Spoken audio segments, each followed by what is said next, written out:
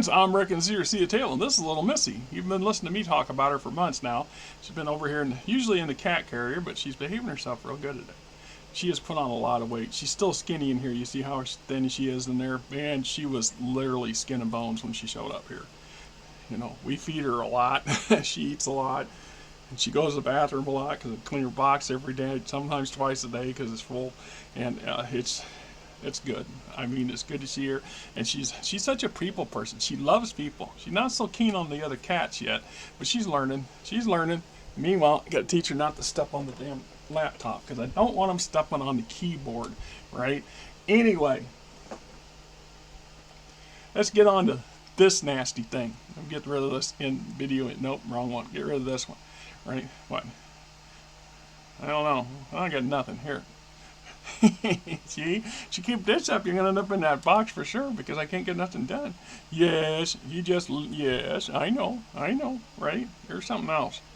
It's a good thing I got this heavy shirt on. So anyway, we're looking at Blake Ascending from BattleTech, and this is the final book in the Jihad series that I am understanding. I think there's another hot spots that I may or may not have yet posted, but I did do a video on it. Oh yeah, I mean, oh my God, oh, I tried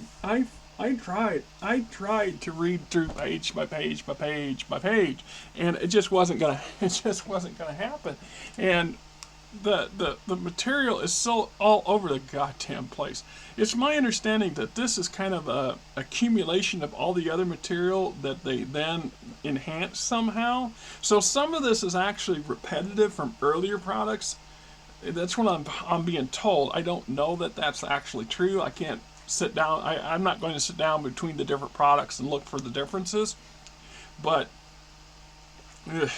there's a lot of stuff here, and it's entertaining. And I suppose if I had started when this first came out and had to eat it and go through it, I still would have griped. I'm going to be honest. I'd have bitched about it.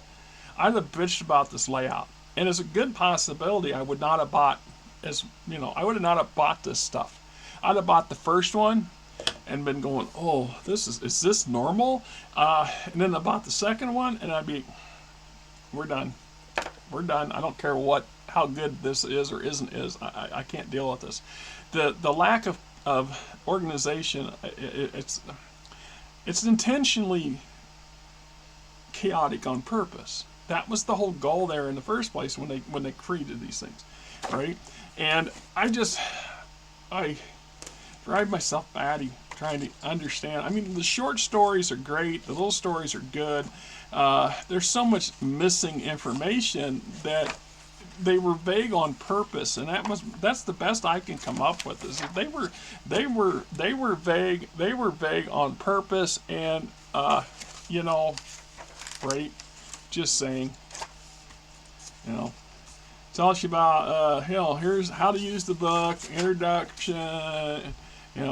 What is that? War engulfs the inner sphere. It's like I said, we're recapping stuff that came out in the first books. And then it continues on. And there's some really good artwork.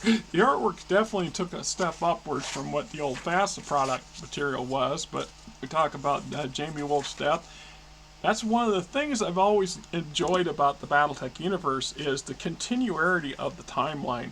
A lot of game companies, and they've done this, BattleTech's done it too. They've had a couple leaps, and I've had mixed opinions on these leaps. And I get it, they want to move the games forward. They want to move the environment forward, but you don't want to do it too much. That said, leaping forward and skipping a generation or two in the story is problematic at the best of times. But that is not as bad as if you completely create shit and then go back and try to retro a whole bunch of stuff. And a lot of companies do that, especially when new companies come along. That was one of the big complaints, my biggest fear when FASA bellied up and the Span Pro WizKid stuff started coming out. I was confused as all get out as exactly what was who and who was what, and they hadn't produced. It was like 6-7 months before they actually started producing products of their own, and by that time I gave up, and that's on me. That's on me. But the fact is the continuity of the timeline. So people live and they die. Sooner or later, Jamie Wolf was going to die. He was going to die of old age or die in battle. Being that he's a clan warrior, first and foremost, at the end of the day, the wolf, he needed to die in battle. And he died in a very spectacular way, and it was fitting for his character. I mean, it's like the Black Widow when Natasha Krinsky dies. She didn't, it was kind of a cheap shot that killed her, but in another way, it's kind of the only way to kill somebody like her, because she was almost indestructible. But even she was in her 80s. She was reaching a point, at some point, she was going to die. Age would catch up. And that, I like that about the game, is that things progress. We're now several generations into the future from where it was when we first started, and I'm fine with that. You know, one of my biggest bitches about the Jihad era in particular, I think, it's got to do with the Word of Blake introduction of a whole lot of new and sometimes controversial products, I guess. There was a lot of, it seemed like to me they borrowed from Shadowrun a bit on a couple occasions when it came to some of the, and I'm not even going to try to pronounce these guys, but you know, they're cyber warriors and things like this, which is awesome. I love that kind of content. That content exists in my own game. Just so you know. In my own game, Stellar Frontiers, you have that technology available to you if you want to go that route. It's just a matter of building enough builds and researching enough stuff, or acquiring the research. So we talk about a lot of stuff happened. A lot of things went south. A lot of things were not completely explained, and some things were not explained at all. It just was, right? And I struggled and I kept getting lost, and I felt like I was missing stuff. And you'd read a section, and then you're like, okay, but how the hell did this connect to the other thing? Is it connected at all? And a part of me has come to the conclusion that that's all been part of it in the first place. That's all how they decided to run this Jihad. There's a term for it. The way they laid everything out, and they decided we're going to go for this chaotic, all over the place kind of mishmash of this, that, and the other thing. And boy, you really got to be into this to absorb it. You need to absorb it and read it and study it, or you need to just fire at the hip and not fret about it. I'm one of those guys that will fret about it because I want to know the mechanics. I want to know that the timelines mesh and other stuff. But now the things I did like about this book, and there's always good stuff. I mean, the book as a product sucks. The layout sucks. The writing's great. The writing's top notch. The guys did an awesome job of writing the material. I have no problem with any of the writing that was in the book. And the novel, the short stories and stuff are on par with anything that's ever been produced for BattleTech, and there's nothing wrong with it. And of course, you get your scenarios and stuff for combat and things like this. It's when we get into the secondary stuff. Are we talking about new rules or amendments to old rules? So we got, what is this, early 3069, the Fog of War, right? So there's a lot of stuff in here that I realized I'd have to go back at some point and read this in a different way. And sometimes it's a matter of how we what's the term I'm trying to do? It's how we process things, right? So, as an example of that, if I say the word crusader to you, what does that mean to you? What does that word immediately bring to your brain, right? Now, I'm a fan of fantasy and a history buff, and I read a lot of stuff about the Middle Ages and the knights and shiny armor and chivalry and all this other things.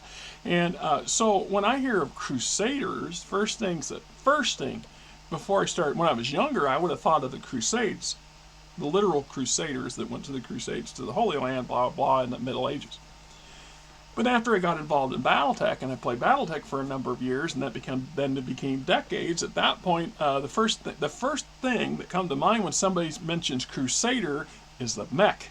It's a 65 ton of heavy mech. It's a pretty good design and quite common. in the inner sphere. And I could say that, and people are like, what the hell are you talking about? Because we file things in our minds differently from each other, but there are parallels. So generally speaking, if we mention the word Crusader, lots of people are going to think of the Crusaders of the Crusades. Others might think of political and social activists, people who are crusaders against an idea or for an idea or something like this. But for people who are in the BattleTech world and really into BattleTech, we're going to recognize Crusader as a battle mech first, and we understand the preferences of all the others' views, but it's how we file stuff. So when I was a kid, I'm talking 10 years old, I started reading The Hobbit and then The Lord of the Rings, and I read the crap out of those books. It's like my Star Wars novels in those days. I read them and then turned right around and kept reading them. I'd read them and reread them and reread them. I honestly can tell you I've read The Lord of the Rings every year, at least once every year since I was 10. So that means I have read it at a minimum of 47 times, and I can guarantee you it's probably 3 times that. And I've watched the movies probably about 40 times now. So I mean, movies are easier than a book, right? They're faster. In and out in a couple hours. And that's what, oh, what the hell. Oh, I can see his face too, damn it. Comedian. Rodney Dangerfield said. He said it in one of his movies. I can see a movie in and out, and who reads a book? I can see a movie in and out in 2 hours. And there's something to be said about that. So, when it came to the Shermillian, how the hell else you pronounce it? I started to read that book at 10. And oh my God, I couldn't get through it. I could not get through it. I came back and when I was 13 or 14, couldn't get through it. Waited until I was 16 and 18, couldn't get through it. I absolutely could not get through because it's not a novel. It's a collection of essays and theories and would-be novel bits. This is the material you put together when you're creating another novel. So Tolkien was creating and fleshing out his lore and his world and all the stuff that he wanted to be as rich as possible. So he created a whole lot of stuff, and then they created this book out of it. He didn't actually produce it. It was something that was produced after he was dead, or when he was coming up on his death or something. He would not have approved of it in the condition that it was published. And that said, if you realize it's actually a collection of very short stories that are interlinked to each other in a very weird way, it's easier to read. But what did it for me was as I read it in reverse. Now, I don't mean start page, the last page of the book and start at the bottom and read backwards. I mean, don't be absurd. No, I went to the back of the book at the last chapter, read that chapter first. Then I went to the chapter preceding it. I backed my way through the story. So, in ways, that's kind of how you have to handle this jihad stuff, because if you're not really into it, if you're not absorbed it when it came out, in order for you to catch up with it, like myself today, I'm beginning to realize this is one of those things where I need to sit down and read backwards.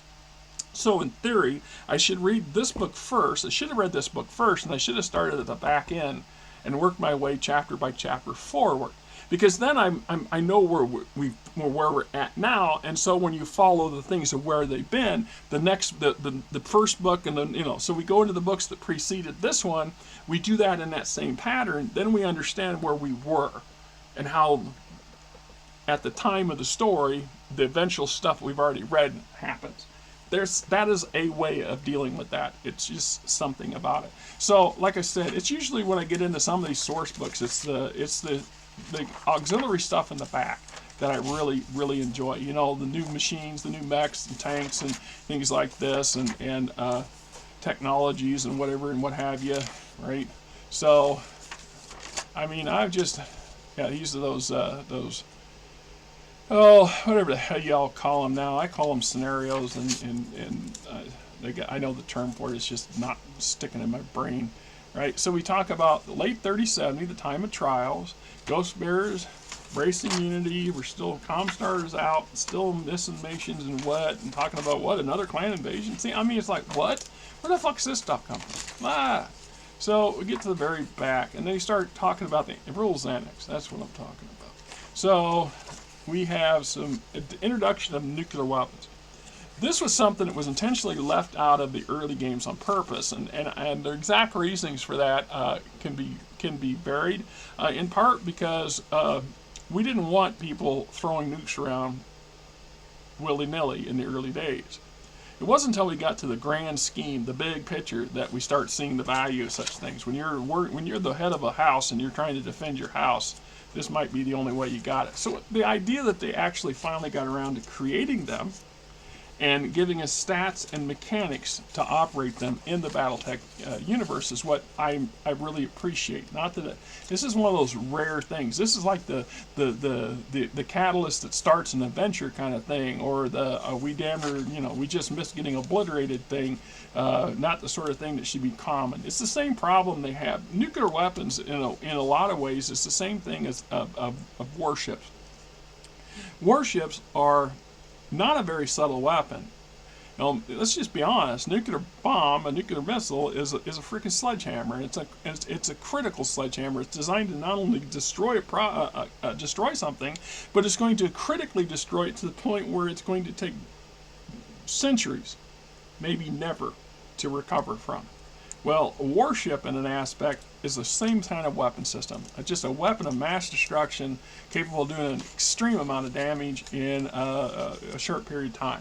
And sometimes such amount of damage you don't recover from it. So from a game perspective, BattleTech has always been a game of tactical maneuver and strategy on the tabletop, i.e. battle mechs, big stompy robots versus tanks and other big stompy robots. Warships were secondary stuff, and it was actually like the thing of legend for many, many decades in the early days, that they just didn't exist, but that they were something that once upon a time there were. And so when they reintroduced them, it wasn't surprising to me that the inner sphere, neither the inner sphere or the clans, ramped up warship production like you'd think they would have. You'd think they would have gone into wholesale mass production of building scores and scores and scores of them, like they did in the Star League era. When we take that into account, let's take that for just a brief moment. If you're thinking about back in the day when the Star League was building warships in the first place, the average warship is extremely expensive, and a decent size one, a battle cruiser, battleship, 2 or 3 years to build it. You don't build it in a minute. You're not starfighters. You're not building, a dozen of these things a day.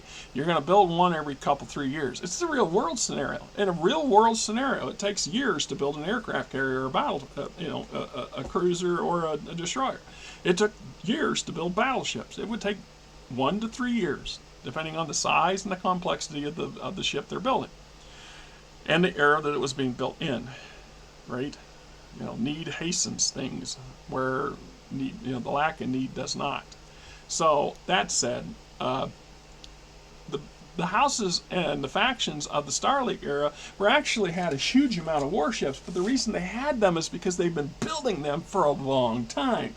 And like a lot of things, I'll use the America B-52 as a grand example of this. This is the only aircraft, or one of the only aircraft in the world that's pushing 70 damn years old and still as viable as it was 70 years ago when it was built.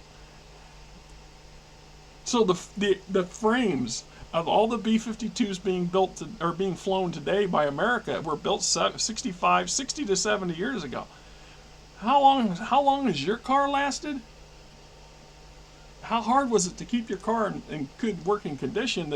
How hard would it be to use a 70-year-old car every day as your everyday car? How expensive would that be to maintain it? But at the end of the day, it's hard to improve on it. So in the case of the Star League, they built lots of warships over time. Yeah, they built a lot in a short period of time too, when that huge war broke out, and they needed to do that. But at the end of the day, we have to look at that from that perspective. So BattleTech was never a game designed to have warships. Just like it's not really meant to have weapons of mass destruction. Rather, it's biological, chemical, or nuclear firepower. Yes, they exist. Yes, they exist. Yes, they occasionally get used.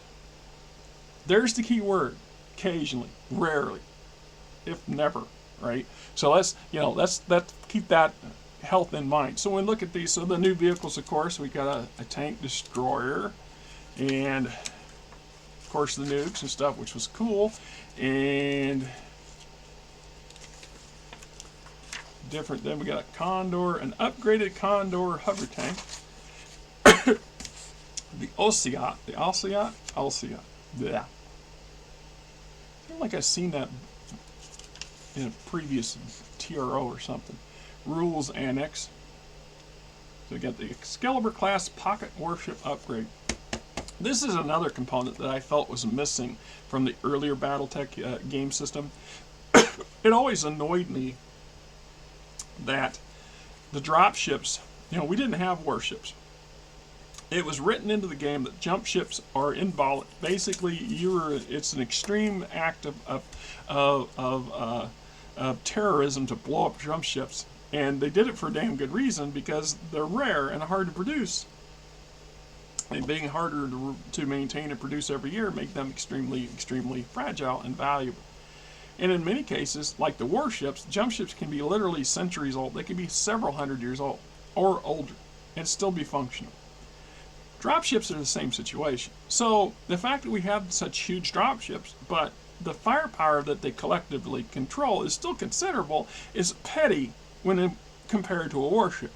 So when they introduced the pocket warship or the dropship warship, it just was something that I felt has been missing all along. This is something that should have been there a long time ago. Well, so they introduced, still got all the main weapons and stuff that you would expect to find, but then they add the occasional frickin', in this case, I think it's ship, anti-ship missiles and things like this. Obviously, I don't know how many drop ships are big enough to carry naval-grade lasers, and let alone the power banks needed to fire them, or the naval grade autocannons, let alone the ammo bays required to keep them loaded. But missiles are a different animal. Missiles are like fighters. If you can carry fighters, you can carry missiles.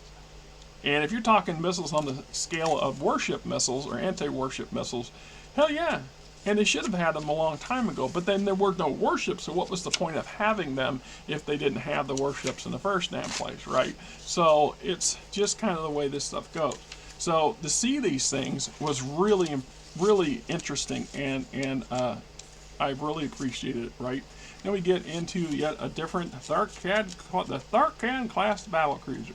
Now, I had heard it mentioned a couple of times in several of the novels and stuff, but I had no reference to it. Now I have the reference, and I was impressed by it and interested in it.